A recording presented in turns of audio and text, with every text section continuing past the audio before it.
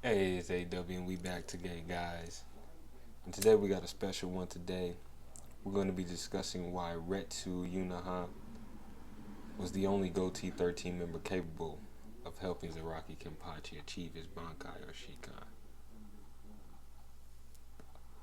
One thing to remember, Power Scalers, as you know, RETSU UNOHANA was the first Kenpachi of Squad 11.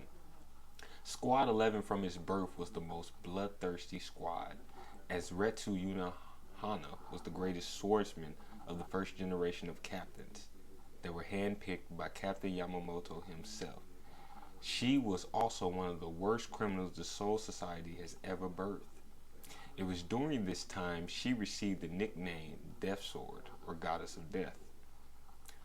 Understand, Power Skills, that in terms of strictly power and experience, she would have been a viable option to the position of Captain Commander, even more viable than Kyoraku, due to her previously helping Yamamoto wipe out the Quincy's in the first war with the Quincy's.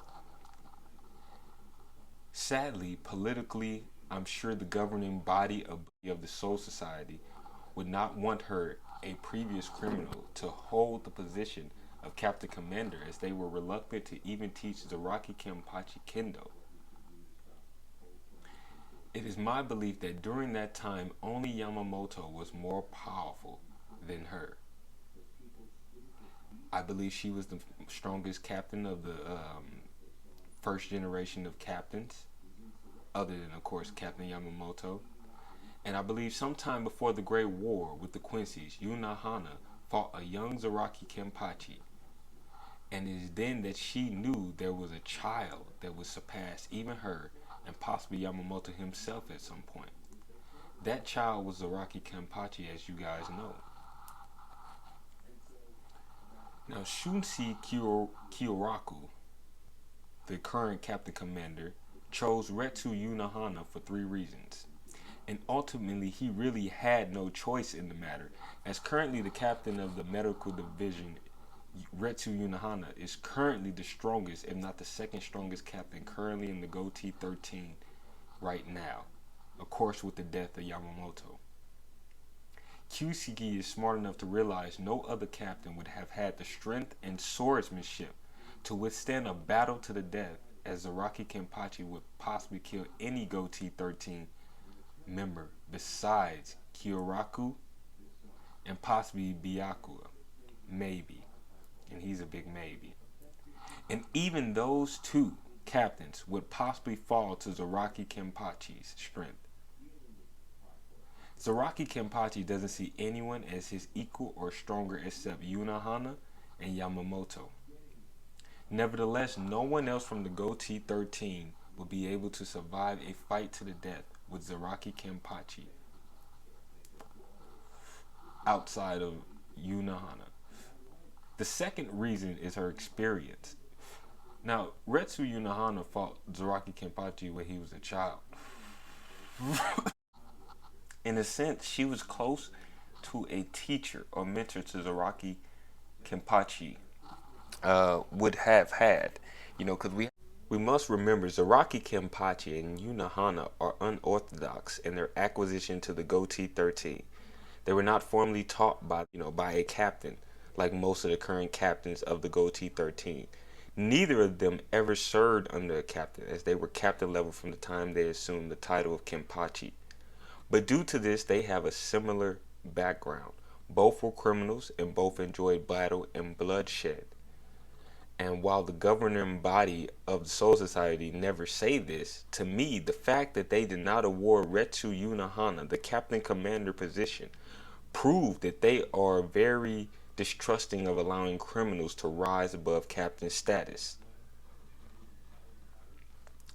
Even if the person is a perfect candidate, Zaraki and RETSU UNOHANA have an understanding of each other, and as you watch the episode, this current episode for this week, and read the manga, you realize Zaraki admired her strength, and she was one of the few people he admired. The third reason is RETSU UNOHANA had placed a mental block on Zaraki Kenpachi as a child that only she could remove. He admired her strength so much, he didn't realize he had grown stronger than her over the years. To him, he was still that boy that was weaker than him. So in a sense, Zaraki was still that boy, you know, that fought Unohana. Unohana knew he had already surpassed her in power, but mentally Zaraki had not realized it. She knew she needed to draw out that power to unleash his full potential and unleash the mental blocks she had placed on him as a child.